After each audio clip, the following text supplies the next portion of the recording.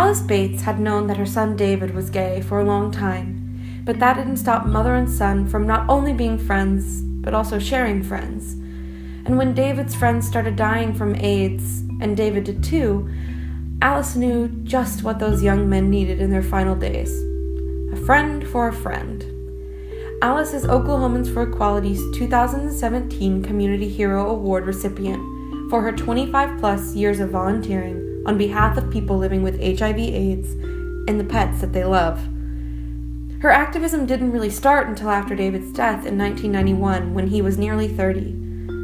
I knew that I wanted to do something that would make his life worth more, she says.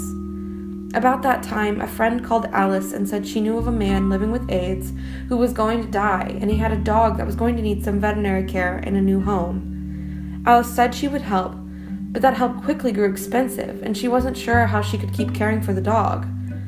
And then the media caught wind of the situation, and the newspaper did a story about the dog. The story was published on a Thursday. In the following Monday's mail, Alice found checks totaling $500 to help care for the dog. And thus a mission was born. A friend for a friend pays for dog or cat food, cat litter, veterinary care, and even grooming for the pets of clients, because as the person living with HIV/AIDS gets sicker, he or she is able to do less. Not every client's pet is your typical rover or tiger either, Alice says, adding, "We've had snakes and we've kept a cow fed one time." The program typically serves 90 to 100 clients at a time, but it's caring for pets longer today because their humans aren't dying. That's a good thing, even as it stretches the organization resources. "I'm really proud of the program," Alice says, noting that A Friend for a Friend has been a 501c3 charitable organization since 1991. And although the program has 2 essential full-time volunteers, it's not a business, she says. No one gets paid. The program works with 2 veterinarians, the 15th Street Veterinary Group and the H Veterinary Clinic, and often gets donated food from Southern Agriculture. But because of the storage issues, Alice says donations of money, however large or small, are easiest to accommodate.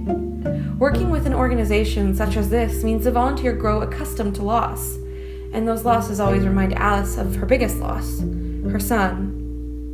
David's father, Bernie Wilder, who preceded David in death, had known that David was gay, but it wasn't talked about. When Bernie was near death, Alice asked him what they should do about David, and he said, "Well, I kind of think we ought to just keep loving him like we always did." Alice also keeps busy loving her 4 other children, and too many grandchildren and great-grandchildren to count, but she also finds time for humor.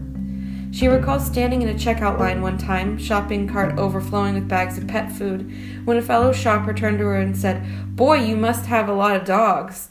"No," she replied, "I just use this to feed my husband."